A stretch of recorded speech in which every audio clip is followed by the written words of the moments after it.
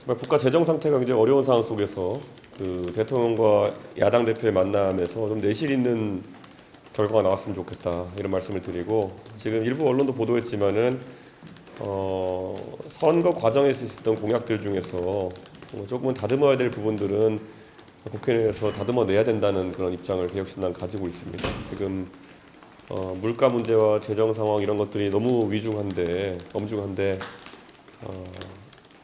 선거 과정에 나왔던 모든 그런 25만 원 지원금 공약 이런 것들이 경제의 불확실성으로 또 동작하고 있습니다. 그래서 그런 부분, 지금 환율 문제만 해도 굉장히 심각한데 원화 가치가 더 내려가는 상황이 발생하는 경우에는 정말 심각한 상황들이 발생할 수 있다, 그런 우려를 갖고 있습니다. 이게 연쇄작용을 가져올 수 있는 거기 때문에 민주당에서는 당연히 이런 부분을 심각하게 받아들이고 스스로 풀어내는 움직임이 있어야 될 것이다, 저는 이렇게 봅니다. 네. 또 혹시 질문 있으신가요?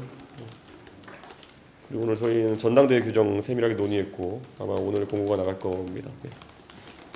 내일 정무위 회의에서 관행사업법이랑 민주유공자법 얘기가 나올 것 같은데 개혁신당을 두고 계시니까 좀 입장 궁금합니다. 사실 원내대표님께서 원내 관련해서는 총괄하고 계시기 때문에 그 부분에 대해서는 별다른 입장은 제가 얘기하지 않겠지만은, 유공자법이나 이런 것들 같은 경우에는 사실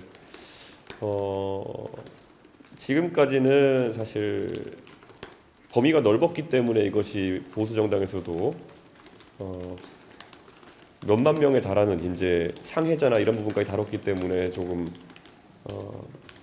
어려운 부분이, 수감자나 이런 걸 다뤘기 때문에 그랬다면은, 지금은 사망자나 이런 부분을 다루는 거기 때문에 조금 더 다른 자세로 이제 임했으면 좋겠다라는 입장을 갖고 있고, 개혁신당은 유공자법에 대해 가지고 열린 입장을 갖고 있습니다. 윤석열 대통령이 어제 정치하는 대통령 되겠다고 참모들에게 말했다고 하는데 어떤 의미로 해석하시는지. 사실 이제 윤석열 대통령이 무슨 말씀하시는지에 대해서 특별한 의미를 부여하지 않아야 될 것 같다라는 생각이 들긴 합니다. 이게 무시한다 이런 의미가 아니라 지금 총선 이후에 제일 당황하고 있는 것이 정부 여당인 것 같습니다. 그렇기 때문에 두서없이 이제 이런 얘기를 하시기보다는 정말 솔직하고 담백하게 국민들에게 한번 입장을 정리해서 표명하시는 게 어떠냐. 그 안에는 우리 개혁신당 측에서 제안했던 권력구조 개편에 대한 임기 단축 개헌이라든지 여러 다양한 아이디어 차원의 이런 수습책들이 나와 있는데, 그 중에서도 가장 임시적이고 떠밀린 듯한 형태의 야당 대표의 만남, 이거 하나 정도만 제시하시고 나머지는 다 두서없는 얘기들이 나오고 있습니다. 당장 지금 국민들께서는 여당 비대위원장 한동훈 위원장에게 식사 제안하고 거기에 대해서 거부당하고 건강상의 이유라고 하지만은 누가 봐도 거부한 모양새인데, 그런 걸 보면서 대통령의 그런 어떤 선언적인 어떻게 하겠다보다도 정말 민망한 상황들을 많이 경험하고 있습니다. 외교에서 외치의 성과를 내겠다더니 이제는 국제적으로 초청도 잘 받지 못한다, 이런 것들. 저는 국가 운영 방향 앞으로 아직 3년이 남았다고 생각한다면은 저는 충분히 재정비하고 국민들에게 말을 던져야 된다, 이런 생각을 합니다. 아침에 정진석 의원이 비서실장으로 낙선했던 보도인데 어떻게 보시나요? 참 비서실장 찾는 게 이렇게 요란하고 이렇게 또 여러 사람의 이름이 하마평에 오르내리는지 잘 모르겠습니다. 그리고 예전에 보도에 따르면은 장관의 삼선 의원을 지냈던 원희룡 전 장관에게는 또 정무 수석 역할을 또 제안했다는 얘기도 나오고, 이게 정말 두서 없다는 게 그런 게 다 드러나는 겁니다. 그렇기 때문에 저는 대통령께서 평정심을 찾아야 된다, 이 말씀을 드리고 싶습니다. 지금 주변에 조언자랍시고 남아있는 사람들이 얼마나 될지, 그리고 이제는 그들을 대통령마저도 또 믿을 수 있을지 잘 모르겠지만은 정말 인사가 말이 되는지 아닌지 궁금하시면은 저한테라도 물어보십시오. 이게 진짜 제가 다 답해드릴 의향이 있습니다. 근데 지금 나오는 인사들은 글쎄요, 저는 돌려막기보다도 더 안 좋은 양태다, 이렇게 좀 보입니다. 사실 이번 선거에서 사실 책임을 져야 될 인사들이 많이 있는데 그 사람들에게 책임을 지우기보다는 어쩌면은 또 뭐 상해에 해당하는 그런 직위를 이렇게 준다고 하면 얼마나 공정하지 않은 그런 인사겠습니까? 당심과 민심이 괴리되어 있지 않다. 당심 100% 전당대회 룰을 밀어붙였던 사람이 저는 이 정부의 실패에 굉장히 큰 책임을 갖고 있다고 보는데, 아니 그런 사리 판단마저도 안 되는, 당심과 민심이 괴리되어 가고 있다는 판단조차도 못하는 사람이 만약에 비서실장이 되면은 저는 그거는 똑같은 일이 반복되지 않겠습니까?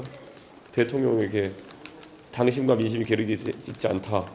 그리고 또 매번 일정 잡을 때 어디 시장으로 또 모시고 가고, 그 시장마저도 안 되면 서문시장으로 가고, 뭐 이런 일이 반복되지 않겠습니까? 저는 이럴 때일수록 정말 민심이 뭔지 아는 사람이 좀 비서실장과 총리에 포진해야 되는 것이 아닌가, 이런 생각을 하고 있습니다. 예.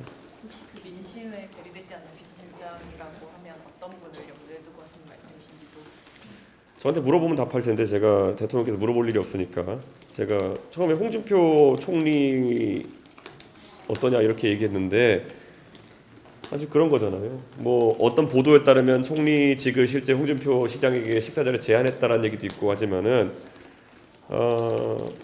대통령께서 홍준표 시장에게 총리를 제안하셨다면은 아마 홍준표 시장이 거절하신 것이 윤석열 대통령이 싫어서가 아닐 것이다라고 저는 생각합니다. 결국 대통령께서 얼마나 지금까지의 독선적인 국정 운영의 자세를 바꿔낼 수 있냐에 대한 확신이 없었기 때문에 홍준표 시장이 제안을 받아들이지 않았을 것이다라고 저는 생각합니다. 그런 것처럼 저는 대통령께서 훌륭한 분을 모시는 것 또 하나요. 두 번째로는 그 사람에게 얼마나 자리를 열어주고 공간을 열어줄지를 먼저 천명하는 것이 중요하다, 저는 이런 생각합니다. 지금 대통령이 아무리 그 민심을 잘 아는 인사에게 접근하려고 한다 하더라도 그 사람이 안 믿겠죠.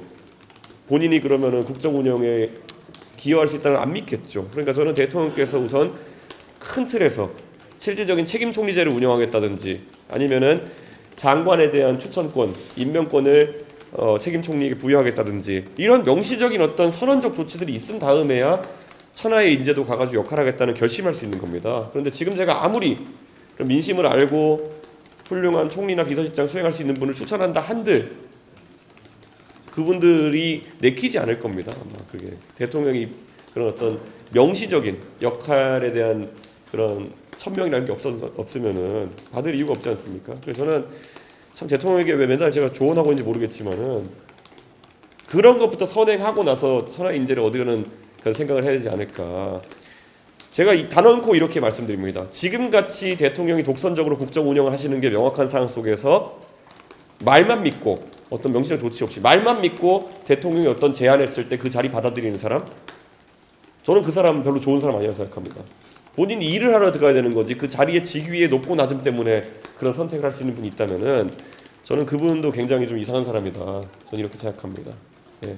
진짜 나라를 위해서 일하겠다는 생각이라면은 대통령 뜻부터 어느 정도는 돌려 세울 생각을 하고 가야 되는 것인데 저는 대통령의 그런 절차 없이 선뜻 냉큼 이런 거 받아들이는 사람도 좀 이상한 사람이다 생각합니다. 네.